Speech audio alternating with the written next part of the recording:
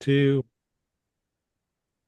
Hey everybody, and welcome to this week's episode of Top Four, where you get to see four guys argue about something stupid while doing their laundry. Let me know if you can hear that in the background, by the way. And this week, we're talking about something that's very important in comic book continuity, life and death. More to the point, who should have stayed dead in the DC universe? Now, I had a lot of characters I wanted to actually just be dead. They said that didn't count. So let's figure out what the guys really think. First, Mikey, how you doing, buddy? I'm doing excellent today. We are the Longbox Guys, by the way, in case this is your first time watching us. Yeah, we Yeah, are. yeah. Yeah. Tommy, Wow. how you doing down there, buddy? Doing all right. How are you doing, Tom? I'm doing fine. Josh, everything good with you, bro? I'm a little loopy. I started my day super early. Super early. Good on you, brother. All right, well, let's start with our good friend Mike. I think you actually came up with this subject. Who do you think in the DC universe died and should have damn well stayed dead? Oh, well, I'm going to have to go with Barry Allen, the Flash. His death in on Infinite Earths was just the perfect way for a superhero to go out, right? He saves the entire universe. And because he's traveling so fast to destroy the anti-monitor's cannon, he ends up traveling through time and becoming the lightning bolt which struck him that gave him his superpowers. It was a complete circle for him. And after he died, he stayed dead for almost 30 years. Wally West took over the mantle, the Kid Flash, and he was a better, more interesting Flash than Barry Allen ever was. Nobody's as fast as Wally. And Wally's the fastest. Yes, thank you, LT. Uh, I totally agree with you, Mike. I thought it was the perfect close of that circle. And we've talked about this dozens of times. 30 years is a long time to be gone. A whole new generation of Flash fans grew up with Wally West, and they didn't need Barry. We didn't need Barry to come back. It was a beautiful, fitting end to a great heroic arc. I love the character. Don't get me wrong. This isn't one of those characters where I'm like, screw him, leave him dead. It was perfect the way it was. You should have, left it the way it was. LT, you're not gonna be able to beat that for poeticness. You're just not, buddy. Oh, he may. You Oh, may. hey, That's everybody. Jason Todd. Jason Todd, everybody's favorite Robin to hate, or at least enough people hated Robin enough to kill him because DC Comics and one of the ugliest things that ever happened in comicdom said, hey, we're going to let the readers decide what happens to Jason Todd. You can call into a 1-900 number and decide whether to keep Jason Todd alive or should the Joker beat Jason Todd to death. You decide, viewers. With a crow. 1-900, you call now and vote with your dollars to whether Jason Todd should live or die. And apparently, enough dollars wanted Jason Todd to die, so he died violently by the Joker's hand. The Joker beat him to death and then blew him up. What And was oddly to me, this seemed like a precursor to how ugly the internet and anonymity is when it comes to something like this.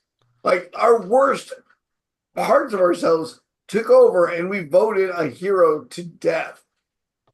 Yeah, I mean, he was not a well-liked character to begin with, and it was a very close margin. There was only like 65 or 70 votes, something like that was the difference. But they voted him to die. They killed him off.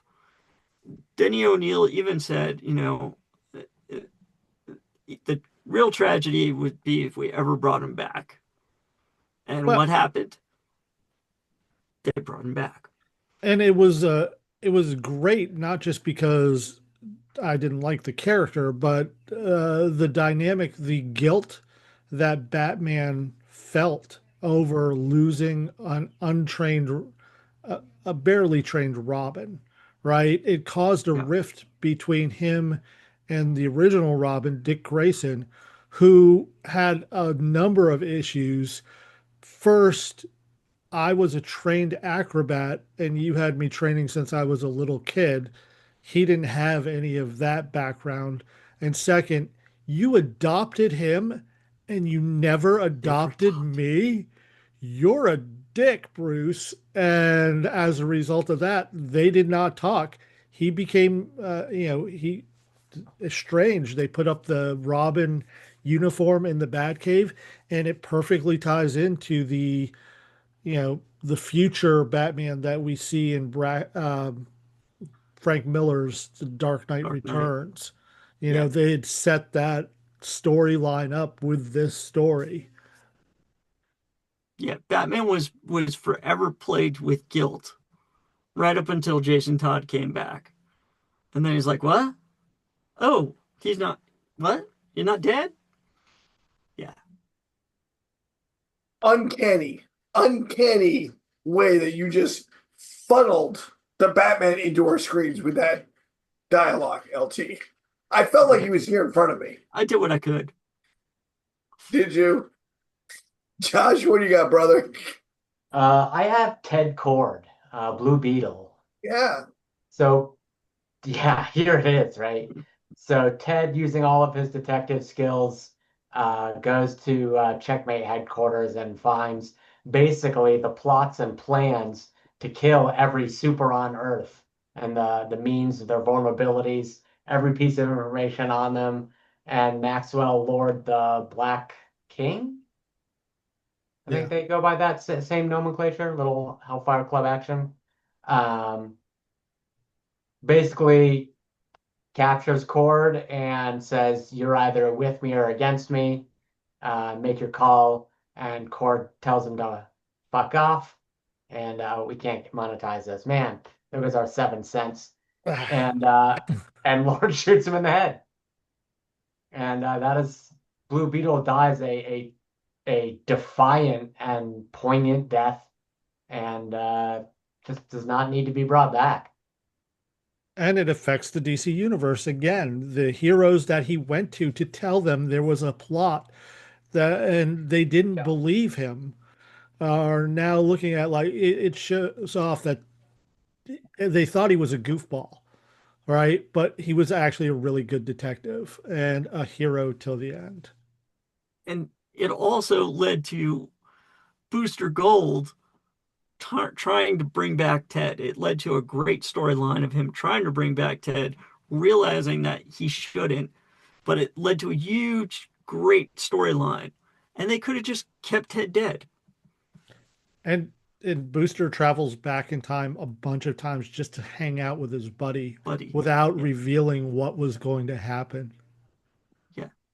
It's actually a kind of a beautiful storyline where he gets to spend, just a few more minutes with his With best Ted, friend. without Ted actually being brought back. Yeah. Oh, we'll absolutely do that. That's what it's all this podcast is for. What about you, Tom? I had way more heroes that I wanted to be dead that never died. I was like, oh, Snapper Carr must have died. Nobody ever thought to kill off Snapper Carr. Shit. So I'm going to go with, and Mike said this is probably not going to be a very well taken one. It's the death of Supergirl, and the reason I think that Supergirl should stay dead is because it really was a kick in the pants for the entire DC universe. We thought she had died. Everyone bought that comic. Everyone remembers that cover. It's a beautiful cover. Um, Keeping her dead, I think, would have put more stakes in that crossover to begin with.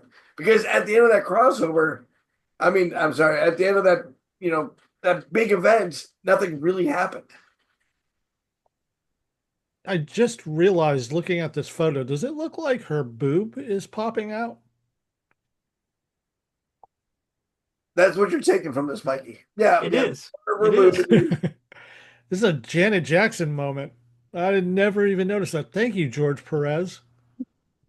That's a little extra from George from Beyond the Grave. George Perez is still with us? No, he's No. passed.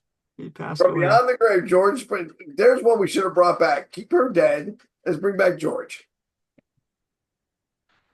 What's with that 80s kind of hair thing she's got going on there?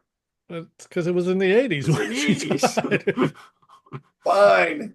I know that's not a popular opinion. Everyone likes Supergirl, and I do like the fact these things that have happened with the character since then. It's not like I think they squandered bringing her back. I just think when big stakes and big things are done, let's keep them that way. Let's keep it big. Let's keep it big. Let's not make it worthless. Yeah, that's fair. Yeah. All right. Speaking of worthless, that's our opinion. Thank you. And if you have someone better in the DC universe that you'd rather have us talk about, subscribe and like here, and then put in the comments, hey, Snapper Carr should still be dead. Because I still agree with that. Million times over. And if you enjoyed this podcast, and who wouldn't? We're delightful. Go to look for our regular podcast anywhere you find podcasts. We're called the Longbox Guys. We talk about comics and comic book related things, and you'll love it. You just will. Yeah. I promise you. Look at it for iTunes, look at it anywhere, and thank you for the Longbox Guys. Bye bye. Love you. Bye. Bye bye.